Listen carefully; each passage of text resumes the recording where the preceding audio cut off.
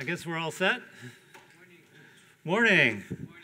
This is for those of you who don't know yet, this is or wandered in early in the morning, this is the DConference 2013.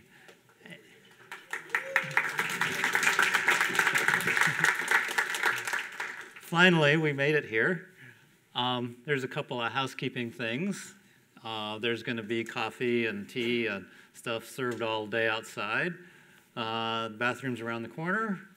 They've got power strips along the walls so you can charge up your equipment. And there's free wireless, no password. FB guest. What? FB guest. FB guest. Okay, so we're all set on that.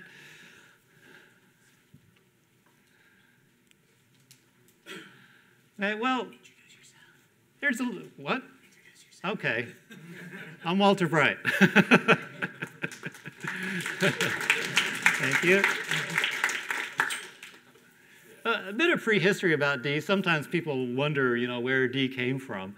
And if you do a search through old Usenet postings, you'll find there's some discussions that go back as far as the 1980s on a hypothetical D programming language, and it was just sort of envisioned as an improved C++. And you can even find some posts from me on that. But, kind of nothing really ever came of it. C++ came along and kind of buried any thought of making a successor to C. I left Symantec in 1999 and decided to retire, and that lasted about 6 weeks. I'm just not cut out for retiring. And so I started working on D then, sort of as a background thing, and it got more and more interesting. And it first appeared on Slashdot. Well, I told some friends of mine about it, and of course they posted it on Slashdot. So I actually had to start trying to make a working compiler out of it. D1 was released in 2007, the first version of D, and which coincided about the time we had our first D conference in 2007, which was hosted by Amazon up in Seattle. One common thing I've heard my entire career is you can't do that and it'll never work. You guys have proven that all wrong. It works, we can do it. We can build it. This is a picture of the attendees from the first D conference. Who was here at I know there's some of you. Awesome.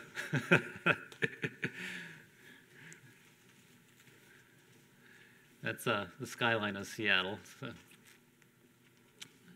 Okay. D today, we've seen an increasingly rapid rate of development of the language since D1. As you know, we have an international, worldwide community of D, which wouldn't have been possible before the internet days. So how many of you are from out of the country? Yeah, about half, more than half. It's awesome. So we're doing what everyone told me was impossible. We're developing a major new programming language from the ground up, completely with grassroots support. And that is amazing. And I have the next slide will just show how freaking amazing it is that we can do this. This is our Kickstarter thing. In 1 month, we raised $30,000 to host this conference, which is just stunning. And in fact, we were even written up. Andre found an article and posted it on Reddit recently about one of the most successful Kickstarter projects.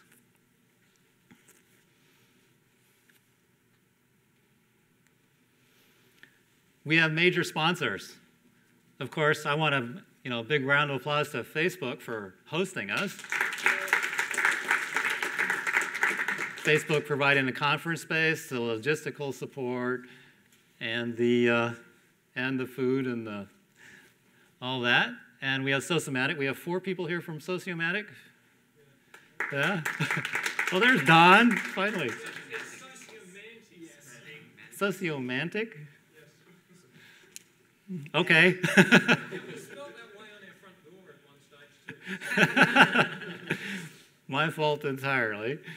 Remedy Games is another sponsor, and we have Manu here. Where's Manu? Oh, there he is. You may know there was a big talking about Remedy Games a few months ago when we built the user-defined attributes and some other stuff. So we're proud to have Remedy Games as a sponsor. And our most amazing sponsor, Andrew Edwards. Andrew, can you please stand?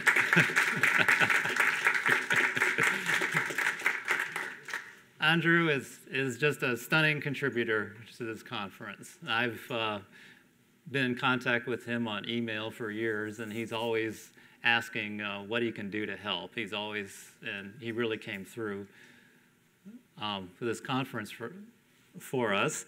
And the general rules are nobody buys beers, or Andrew does not buy his own beer this conference. It's all on me, so if anybody catches him buying a beer, stop him. And it's on me. So welcome, Andrew, and thank you. Okay. We were lucky enough with this conference to have an embarrassment of riches. We had to turn away 2/3 of the proposals for talks. So the talks that are here are,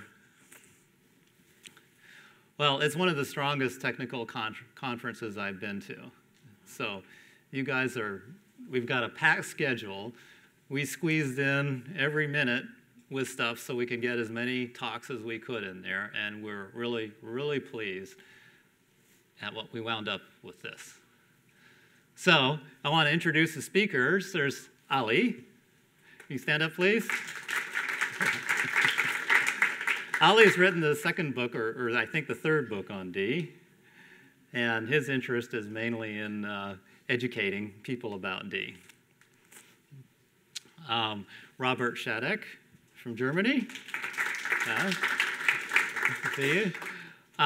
Dimitri, I got an email from him this morning. He couldn't make it. Oh, I was so looking forward to his presentation.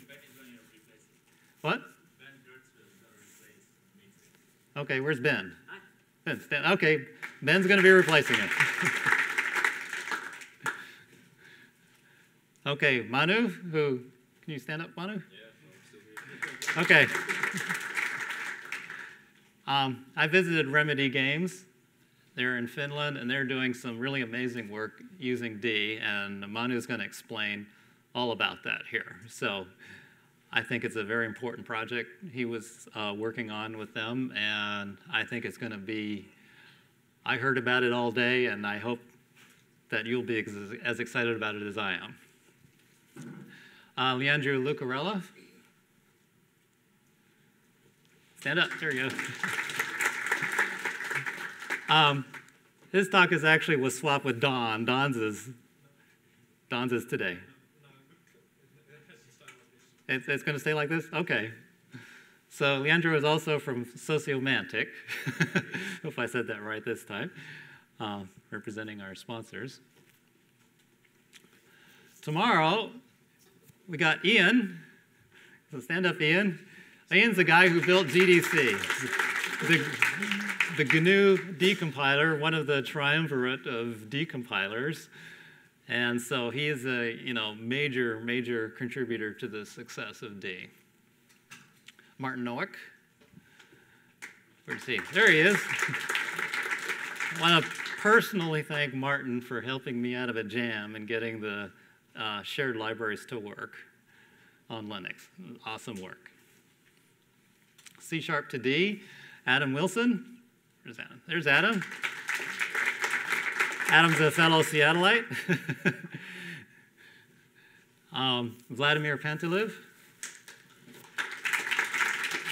Now, I don't know if you all know, but the D forum software that's on the website, forums.dlang.org, that's Vladimir's work. He's impressed everybody. It's a showcase for D about how you can write systems level code that's fast, effective, and leading edge. did really an amazing job with that. Rainer Schütze.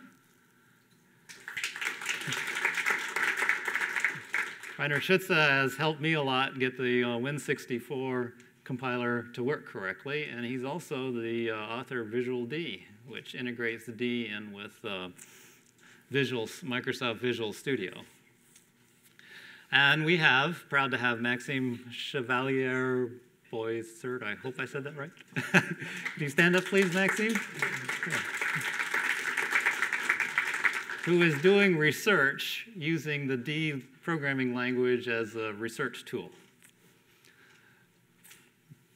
So, and we have Andrew, who's also giving a presentation. Oh, you can stand up again, Andrew. Falling down, or the birth of Acheron. So Andrew is working on a project he'd like to talk with us about. Okay, Don?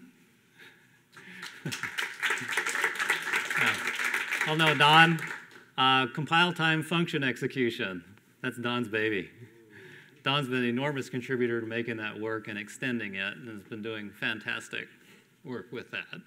Also, he's here representing Sociomantic. Stefan Roja. Yes. All right. David Simka. All right. David's a very prolific contributor on the news groups. And David Nadlinger. He's our third compiler guy, LDC, the LLVM-based D compiler, which is fantastic that we have 3 major compilers for D. Manu Evans, again, who is basically the impetus behind getting SIMD support in D. And he's very experienced at writing SIMD code, so his experience on the right way to do it and what works and doesn't work has been incredibly valuable to getting first-class SIMD support into D. Writing testable code, Ben Gertzfield. Yes. Are you giving a sec? Yeah, so Andrew's going to go longer. Andrew's going to go longer? Okay. And then Kuovedas, who I used to know what that means, but I forgot. By Andre, bringing up the tail. Where are you going? Okay. All right. So that's our schedule, and there's not a whole lot of room for anything else because we packed it pretty solid. So my next thing is, what is the point of D? Where does it fit into the universe of programming languages? There are thousands of programming languages, a few major ones, and what's D's place in the universe? And we can't be everything to everybody, so we have to pick some things that we're going to be good at and that we're going to be the best at. So what I see is 3 main things you want D to be, sort of at a step back at a meta level, is I want to make it easy to read and understand code. I've seen code written in other languages, and you look at it formatted like on the display and all that, and there's simply no way to format it so it looks nice on the page. Just no way to format it, and that just bothers me. The code should look nice. You should get this little squirt of a dopamine when you did it right and when it looks right. Okay? I mean, I still get that. I've been programming for a long time, and I still get that feeling when you get, and it's just perfect, How many of you guys get that feeling, when you write something, it's just perfect. And when you can't make it look right on the page, it just, you just kind of want to hide it somewhere, sweep it under the rug somewhere. Next thing I think is really important is the notion of being able to prove your code correctly, that your code is right. Relying on somebody reviewing your code to check that it's right just does not scale. It's not reliable. People make mistakes. They get tired. They don't want to review the code. It's boring. So that's what computers are good for. They should be able to prove my code is correct. So we want to push that as far as we can. And the last thing is, if it's not industrial quality, people aren't going to use it.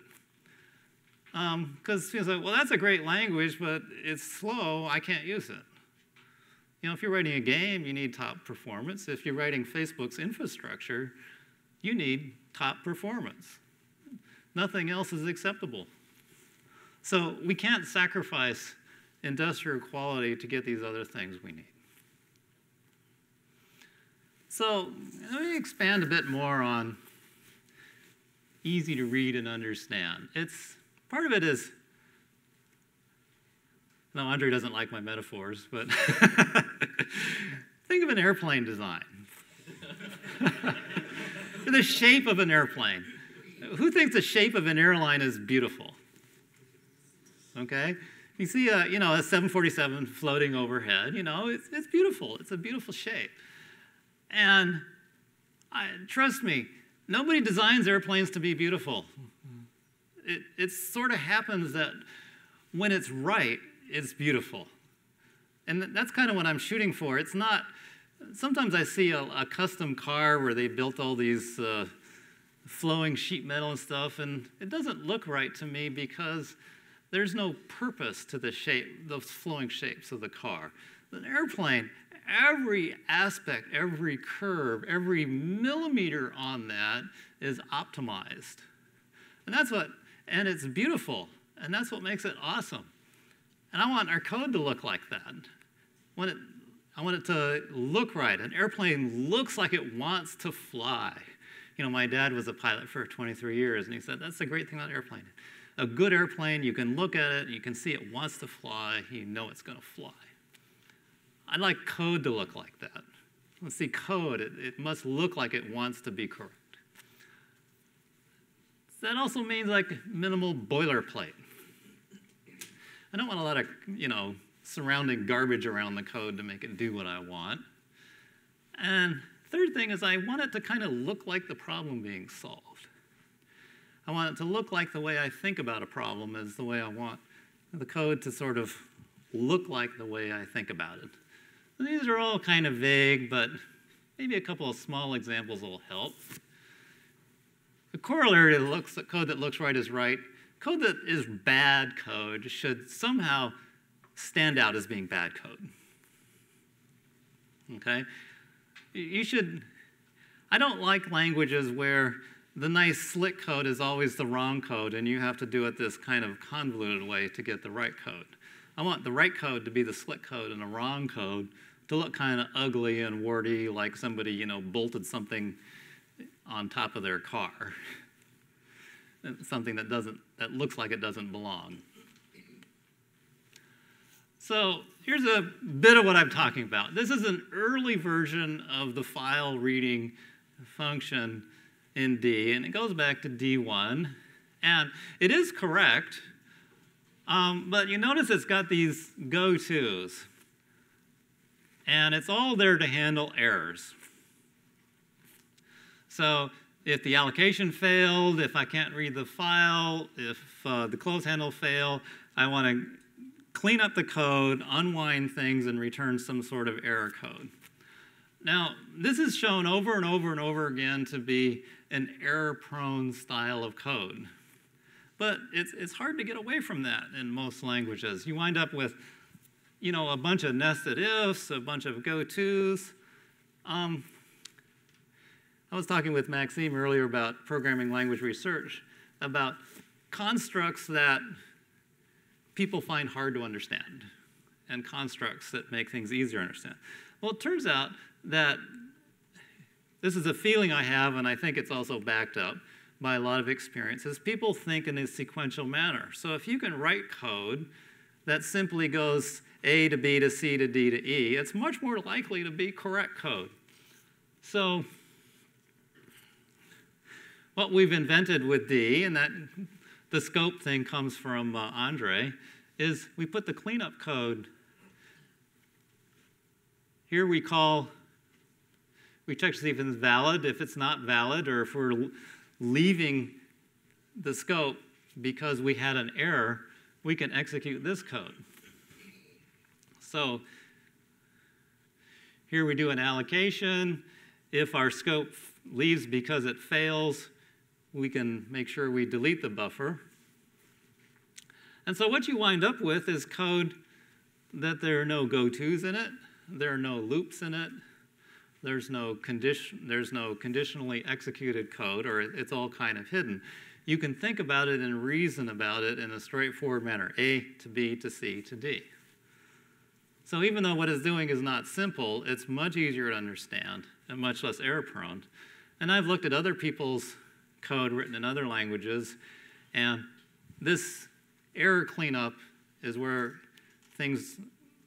most of the bugs usually are hiding. And in fact, the Coverity C code analyzer, one of the big things that always is tripping on is those darned error recovery go-tos. Now, David will remember this.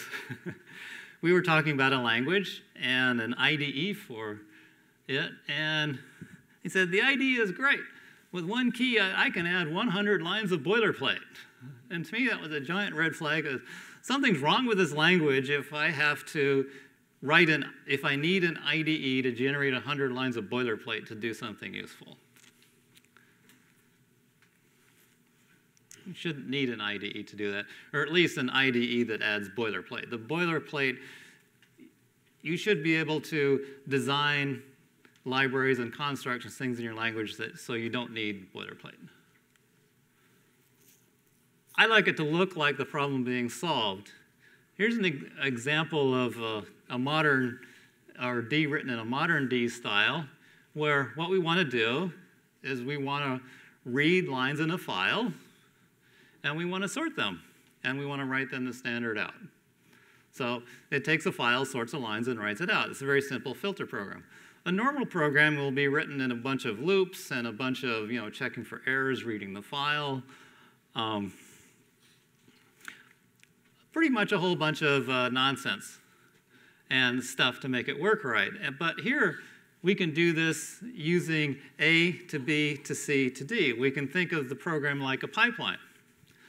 So our pipeline is, we're reading from standard in by line, and we want to keep the line terminator, whatever it happens to be. And an artifact of reading by line is it uses a single buffer for performance, so we want to map our lines to be separate allocations. That's what this line does. So we're reading by lines, we're keeping all the lines, converting all the, placing all those lines into an array, sorting the array, and then copying the result to standard out. So no longer do we have a bunch of loops and checking for errors. This does everything. And you can look at it, and you can see that it's correct.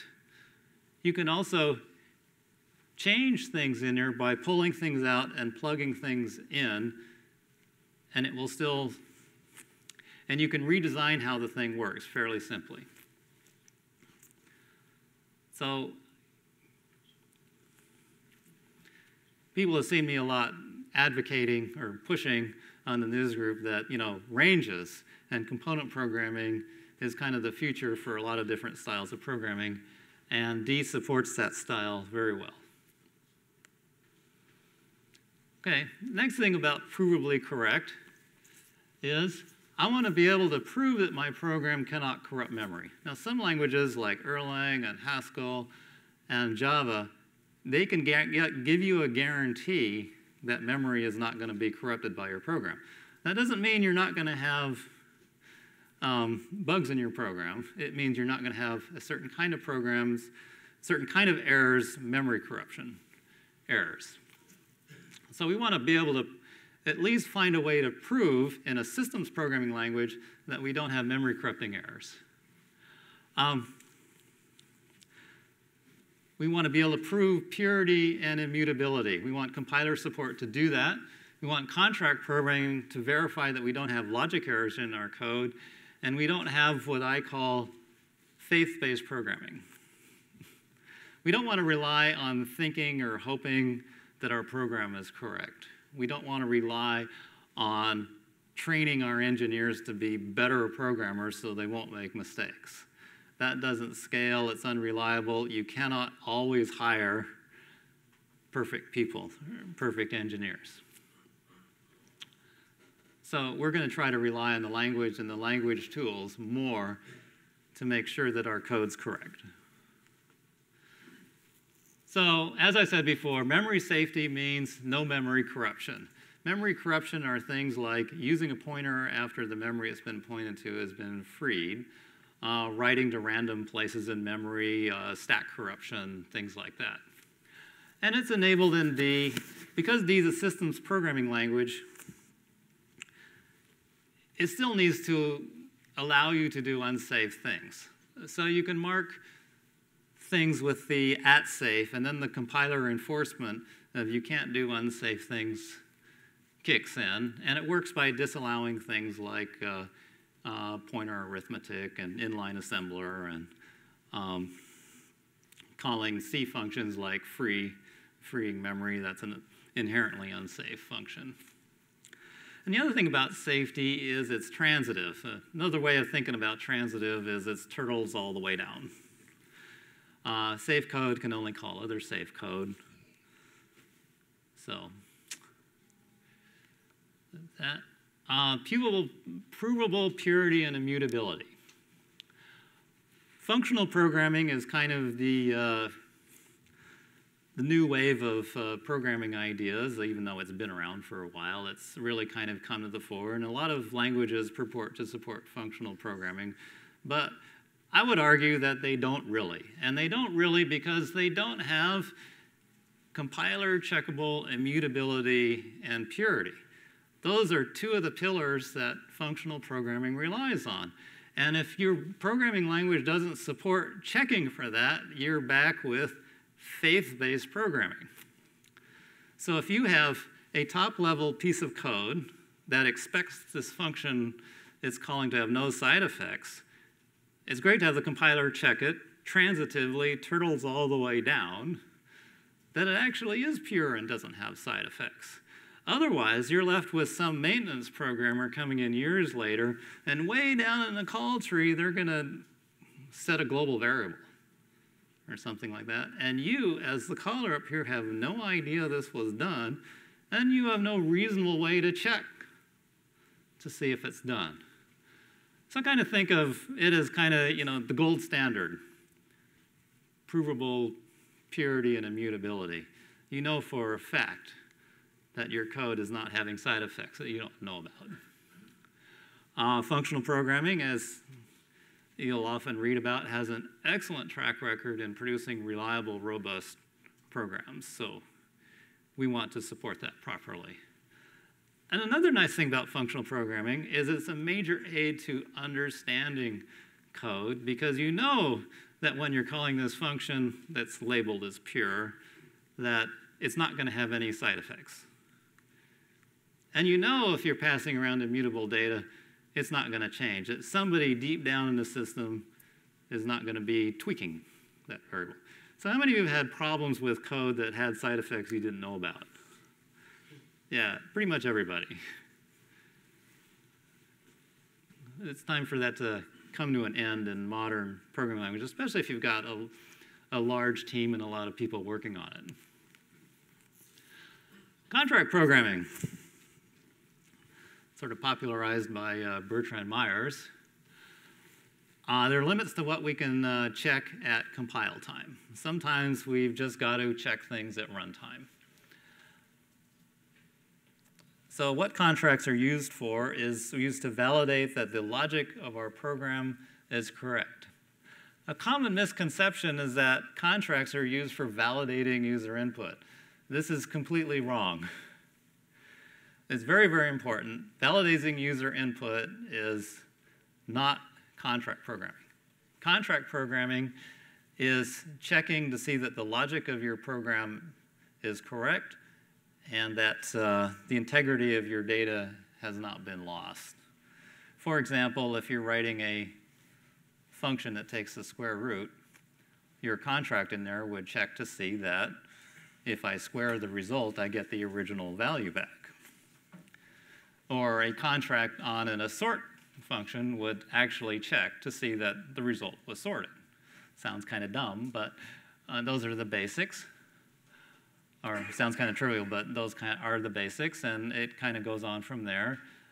The other neat thing about contracts is one of the barriers to optimization is optimization always has to make the most pessimistic view of your program and your data as the language specifies.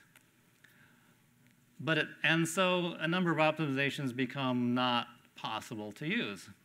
But if you have contracts in there that constrain the number of, or the range of values a particular type or variable can have, the optimizer can use that to generate faster code. For example, if you're dividing longs, which is a 64-bit operation, but if you happen to know, or if the optimizer happens to be able to deduce from the contracts that the values are all fit in 32 bits, they can do a much faster divide operation on that. And there's a long list of arithmetic shortcuts that can be made if you can restrict the range of values. So it's not just for checking your code. It's also for an advanced optimizer, providing information to the optimizer to generate better code. Industrial quality. I talked a bit about this before. What would make a language useful for a large organization? Well, it's got to have no compromise performance. Everybody wants faster code. That every once in a while you read articles saying, you know, nobody cares about faster code anymore, but that's not so. People always care about faster code, even 1% faster code, because if you have a server farm that's costing you $100 million and you can generate code that's 1% faster, you've saved yourself $1 million. And that pays for, you know, quite a few engineers working on it to make it 1% faster. So even those little minor tweaks to make things faster are worthwhile. As Manu would attest, performance is everything in a game. So it's highly critical to even get the tiniest bits of performance out of a game. And so a language that doesn't deliver first-class, world-beating performance isn't even in the running. Another thing about industrial quality is it's got to scale to large programs. It's got to work on the small, and it's got to work on gigantic programs. So the language has to have an ability to scale. It has to have an ability so teams can work on code. And that gets into a language should support management tools. Things for companies to manage the software with, or a way to have automated tools run over the software to tell management things about it. So what can we do to get no compromise performance? Is part of that is having semantics that map directly onto the hardware. So we're not trying to pretend for the default integers that we have infinite precision. We don't. Some languages do that, but they're always going to suffer in performance. They do that. Instead, and we've talked about this, argued about it numerous times in the news groups about signed vs. unsigned types. You know, we've got to map the semantics based on what the CPU delivers us, because that's going to give us our best performance.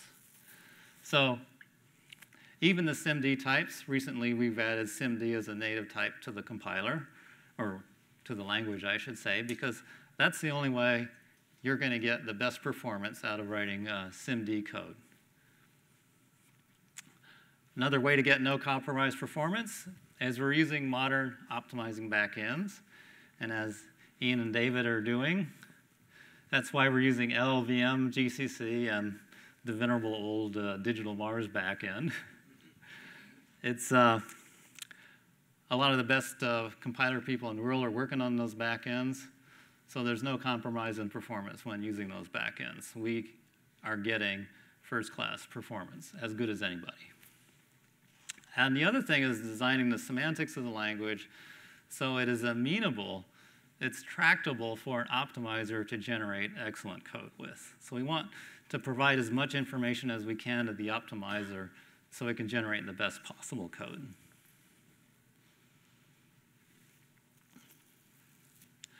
So how do we get an ability to scale to enormous sized programs? One, of course, is separate compilation. Program isn't compiled as one gigantic unit. It's compiled as a bunch of separate pieces. Strong encapsulation means you can build a wall around your pieces, and you can precisely define what crosses those walls. One aspect of that is there's no global namespace in D. Very important encapsulation feature. As soon as you have a global namespace, all of a sudden you have multiple parts of your program wanting to use the global namespace and stepping on each other. Anti-hijacking, which means, I have a whole other presentation about that. It means so that if you're importing modules that have similar functionality, your code that's meant to call functionality in one module is not going to be inadvertently overridden in the calling something completely different in another module. Voldemort types is kind of like that name, and it kind of caught on. Voldemort types is creating types that are completely hidden. Well, the name of them is completely hidden from the user. He does not even know the name of the type he is using. He just knows about its behavior. So I think that's a really neat thing to do with encapsulation, because if you can't name it, you can't compromise it.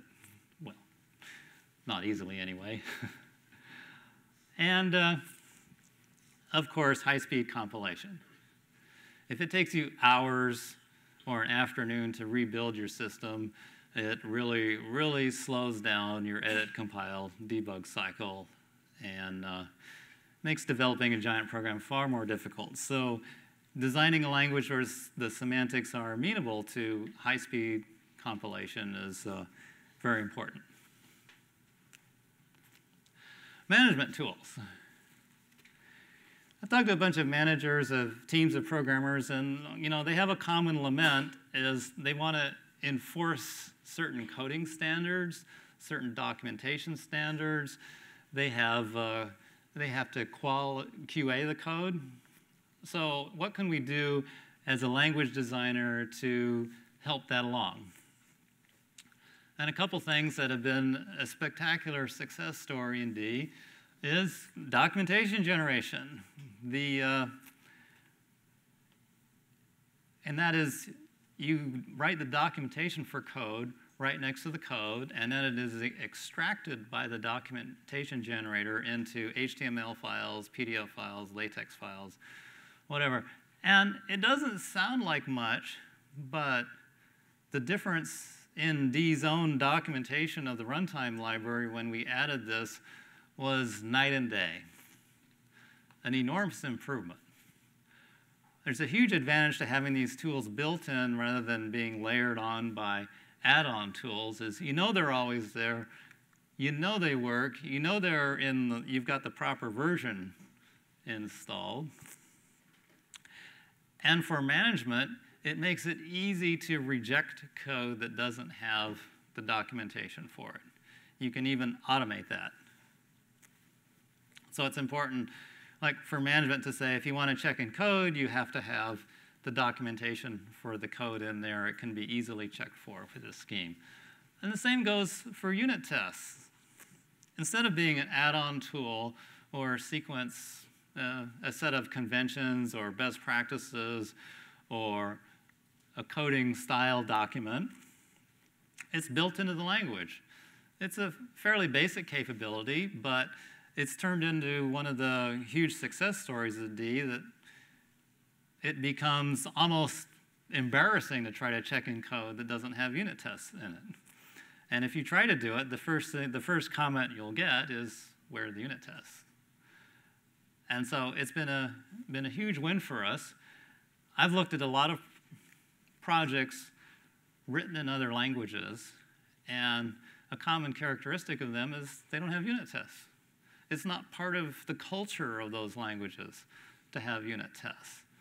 And with D, by having these things built into the language, it's become part of the culture of the language to have them. Something I'm working on trying to get it more mainstream, is coverage analysis. D has a built-in tool to say which lines of code were executed by your tests and which lines were not. It's hard to get 100% coverage of your lines of code, but my experience is that if you've got code that you've checked the coverage on it and redesigned your tests, so at least all the paths of code that you could reasonably test have been tested. As the years go by, it turns out there are remarkably few bugs actually show up in the field in that piece of code. It's more effective than you might think. You might think, well, just by executing this code, I'm not proving it doesn't have bugs. And you're right, you're not proving it, but in practice, it turns out that most of the time you get rid of all the bugs doing that. Coverage analysis also finds things like dead code and eliminates, and you can eliminate them from your project. Like, why is this code? Why it's impossible to execute this code? I should reevaluate it, why I have it in there. Maybe it's a bug that it's never executed, or maybe it's detritus that should be removed from the code. So I think coverage analysis is a management tool because the QA staff can look at the code and look at the coverage of the test and accept it or reject it based on your company standards of how much of your code should be tested by the unit tests. Very easy way to check that.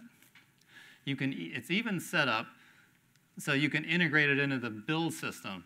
So your code fails to build if it doesn't execute a certain percentage of the code with the unit tests. And now we're working that into the build system for the D runtime library itself. So, in conclusion, I've been told from the start that D couldn't possibly succeed. Who am I to think that a major new programming language can be created? And we've done it. We built it. And you guys are the proof. D has fantastic support from the community. It's fantastic because it's international. All over the world, people are using and working on D and contributing to it.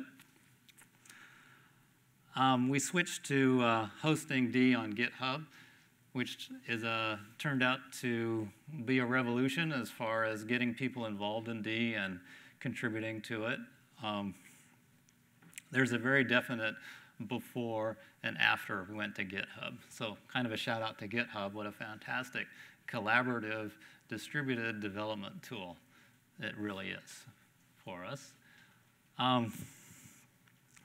As evidence of that also, which I hope you'll agree with me at the end of the conference, that we have very strong technical content for this conference. As again, like I said, an embarrassment of riches, the people who submitted proposals.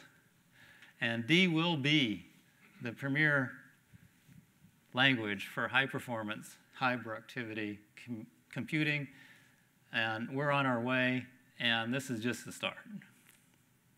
So, any questions?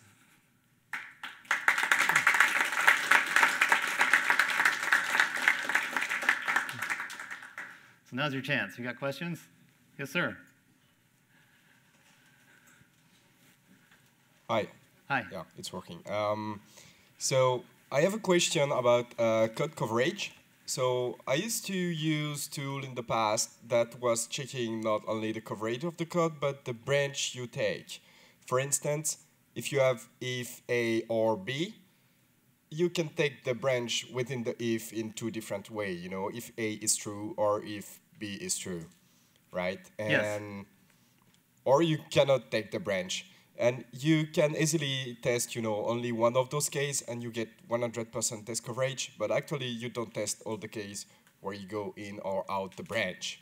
So, do you plan to integrate this kind of metric into the coverage tool? It already is integrated. If you run the coverage analysis tool, it will give you on a statement-by-statement basis. It will even give you on if you're using ands and ors, conditionally executed expressions, it will break those out and give you a execution count for each statement and each conditionally executed expression. So it will tell you how many times they executed. So you can also use it as kind of a rudimentary performance analyzer as well, because You can see how many times the code is executed. So I believe the answer is yes. Is there, Yes, sir. is there a chance of extending the language so that you can return and use the carry bit or overflow bit, parity bit, those things from the result of an arithmetic operation? Oh, that is an interesting topic. I've thought about that for a long time.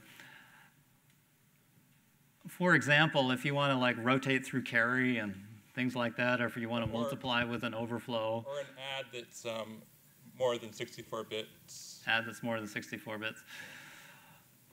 I haven't figured out a way that actually makes sense to make that work. One thing I have figured out, though, is people often do that stuff in C-like code, and they do it in particular patterns. So even though those patterns don't check the overflow, what the compiler or optimizer can do can detect that pattern and rewrite the whole thing using the carry flag. But does D currently do that? That's actually the job for the back end. Oh. So it depends Pigeonhole on, I'd say that's an implementation quality issue. Because if you'll see code that like checks for an overflow, C code that'll check for an overflow, like if you're looking at a safe int package or something, it generates specific patterns of things that you can recognize and then rewrite using the carry bit. And I think that is the approach that is most likely to work for that kind of thing. So, next question. Sir, there's a microphone. So there's a runtime coverage. What about static time coverage? So could we have, for example, what code is tested by my unit test, and that should be known at compile time? You can't know at compile time what code is tested by the unit test. And it has come up on the news group that one thing the coverage analysis doesn't do is test to see that all conditional compilation paths are executed, or that all declarations are used. So you can still have declarations and definitions and things that are not used if there's no executable code associated with them, or things like versioning and things like that. So that is not tested with the current coverage analyzer.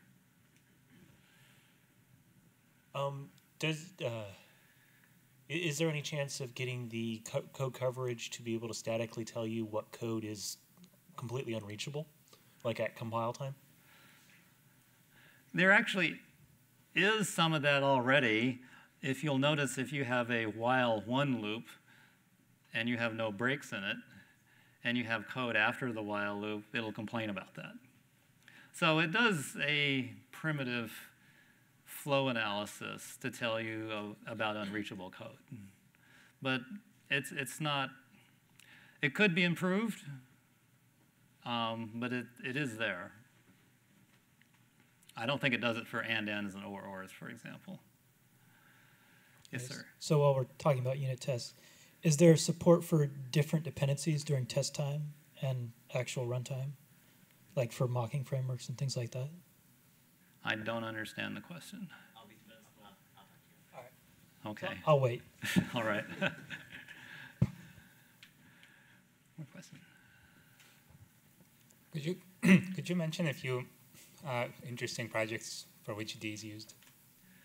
Well, the Remedy Games project is one of the interesting ones, and Like a wider range of projects, if you know. I didn't hear what you Like a wider range of projects that you might know about that we don't. Well, I know some people, I believe the sociomantic people are using it for numerical analysis work. The games work is high-speed, high-performance graphics work, very heavily using the SIMD stuff. There are people doing language compilers stuff in it, basically rewriting the decompilers in itself. So I've used it to develop a JavaScript compiler and interpreter with it. I use it for writing all kinds of stuff with it. And I suppose anybody want to raise their hand on a great project they're doing with D? I just wanted to say quite a few people are actually doing bioinformatics stuff with it. So I'm not sure what bioinformatics is. it's like It's like statistics in biology, like DNA analysis. I'm not doing that myself, but there's quite a few, like I think David Simcha and also other people have been doing this, and it's quite interesting. So it's high performance computing, but in a very specific scientific environment. Okay. And Maxime, of course, is using it for research. Anybody else have any fun projects they're doing in D? Interesting ones? We are doing public transport passenger information in D. Cool. In Germany. Okay. So anybody using embedded systems with it? Okay. I wrote a retro games emulator, which emulates embedded systems. That's awesome. It's on GitHub. All right. More questions? Yes, sir.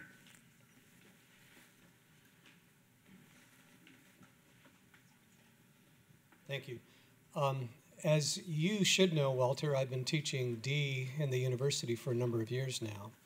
And this is Chuck Allison, by the way.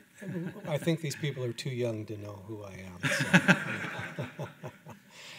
Anyway, and you might be interested in knowing that a good number of my students have gone on to write their compilers in D and their virtual machines as well.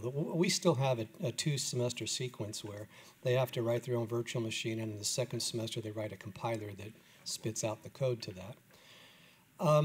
But since I have been teaching this, I just wanted to bring up in this forum an issue that the students have given me a lot of feedback on. I think I've got them all pretty excited about D. It's kind of infectious, you know. As you know, I'm excited about it.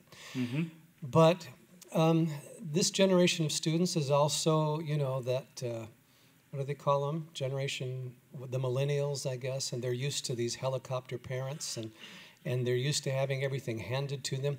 And so they're all saying, what is a good IDE for D? That's number one. You know, they want the hand-holding Visual Studio type environment. And then number two is they say, there's no good documentation on D. I can't just quickly look up stuff and get everything I need to know. So maybe there's some things we don't know about. If you could comment on those two things, that will help me help my students. Development environments and online documentation that is easy for students to use. Thank you.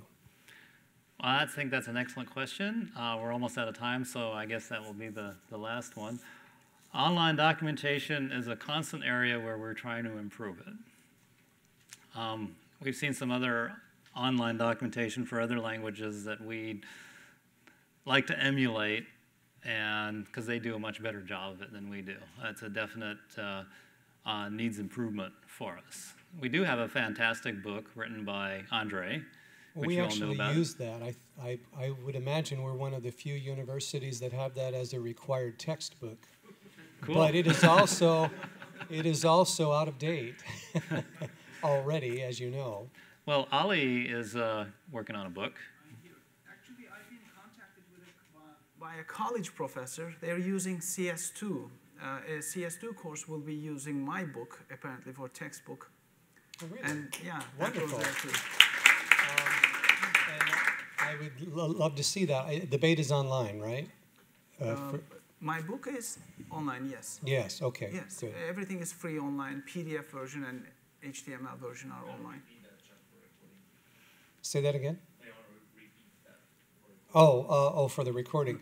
Yeah, Ali just said that his entire book is available online. Yes. Okay. Okay, for IDEs, we have Reiner, who is doing a Visual Studio plugin for D. And I'm sorely tempted to say that real men don't use IDEs, but you know. And I agree. I totally agree with you. I'm kind of dating myself with that.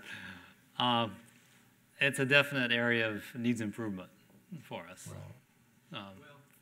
I would just like to say that it's interesting. This is a senior course that I teach, and I have to educate them on how to use the command line.